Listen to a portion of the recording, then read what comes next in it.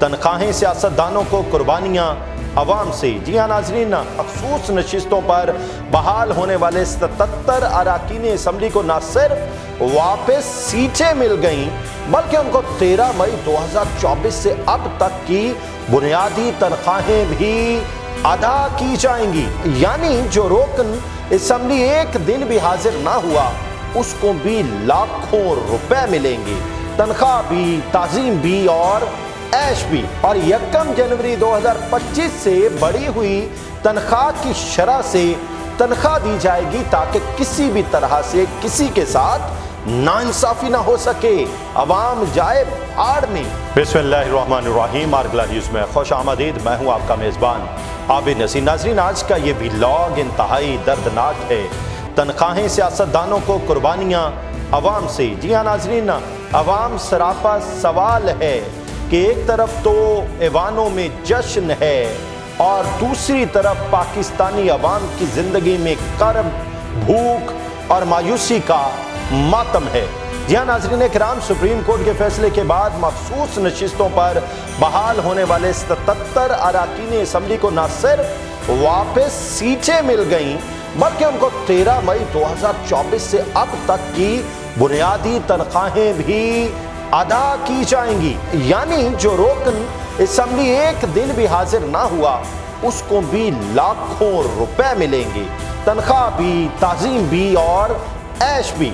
नाज़रीन किराम, जहन में रहे कि 13 मई 2024 से लेकर अदालती फैसले तक हर रुकन को 1.5 लाख रुपए माहाना तनख्वाह मिलेगी और 1 जनवरी 2025 से बढ़ी हुई तनख्वाह की शरह से तनख्वाह दी जाएगी ताकि किसी भी तरह से किसी के साथ नाइंसाफी ना हो सके, अवाम जाए भाड़ में।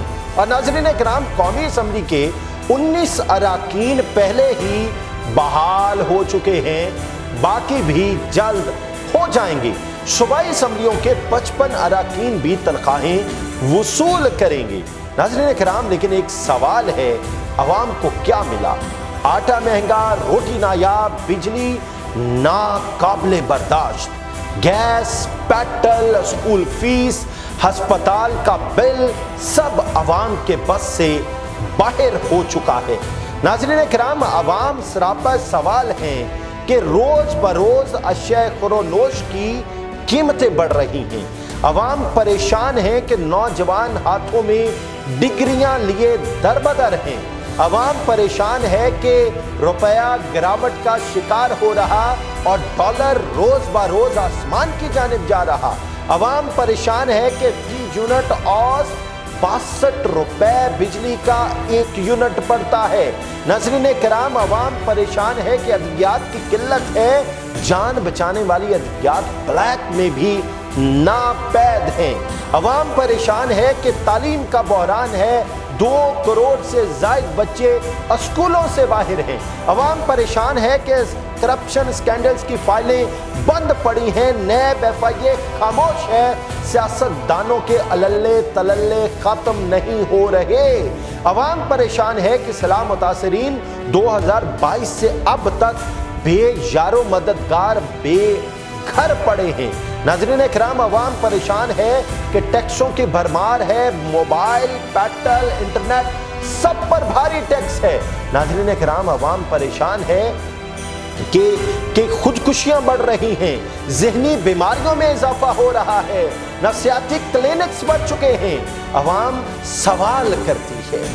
ये तमाम परेशानियां एक तरफ, लेकिन सवाल ये है कि जब कौम फौतगी पर कुल के पैसे जोड़ रही हो, जब वालिद माँ की दवा खरीदने के बजाय स्कूल फीस दे रहा हो, जब मजदूर दिन में 2 बार खाना ना खा सकता हो, तब लाखों रुपए की तनख्वाहें उन लोगों को दी जा रही हैं जो पार्लियामेंट में मौजूद ही नहीं थे। नाज़रीन किराम, हमें सियासतदानों की तनख्वाहों पर एतराज़ नहीं, मगर इंसाफ ये है कि जब कौम मर रही हो तो हुक्मरानों को भी तनख्वाह लेने से पहले शर्म आनी चाहिए। अगर तनख्वाह दे रहे हैं तो जवाब भी लीजिए कि आखिर इन अरकान ने पार्लियामेंट में अवाम की आवाज़ बनने के लिए कोई अमली काम किया। کیا انہوں نے کسی ہسپتال، کسی اسکول یا کسی غریب کی داد رسی کی، یا صرف مخصوص نشستوں پر آ کر مخصوص مفادات کی خدمت کی ہے؟ ناظرین کرام، عوام سراپا سوال ہے کہ آخر ہمارے ساتھ یہ ظلم کیوں ہو رہا ہے؟ اور ناظرین کرام، میں واضح کر دوں، یہ ویلاگ کسی جماعت یا رکن کے خلاف نہیں، صرف یہ ایک سوال ہے، کیا سیاستدانوں کو لاکھوں روپے دینا اور عوام کو دلاسوں پر ٹرکانا پاکستانی جمہوریت ہے یا طبقاتی بادشاہت؟ اگر آپ کے پاس اس کا جواب ہو تو کامنٹ باکس میں ضرور بتائیے، اور اگر آپ کو ہماری کوشش اچھی لگے اس ویلاگ کو اپنے چاہنے والوں کے ساتھ شیئر کیجیے اور بتائیے کیا پاکستانی عوام کے ساتھ دن دہاڑے ظلم نہیں ہو رہا؟ کیا پاکستانی عوام پر بادشاہت مسلط نہیں کر دی گئی؟ کیا پاکستانی عوام کو دن دگنی رات چگنی اذیت میں مبتلا نہیں کیا جا رہا؟ کیا پاکستانی نوجوان کو مایوس نہیں کیا جا رہا؟ کیا پاکستانی معیشت کو بہت بڑی ڈز نہیں لگائی جا رہی؟ اگر آپ کے پاس ان سوالات کا جواب ہو تو ضرور دیجیے۔ خدا تعالیٰ آپ کو اور آپ کے اہل خانہ کو اپنے حفظ و امان میں رکھے۔ اجازت دیجیے، اللہ حافظ۔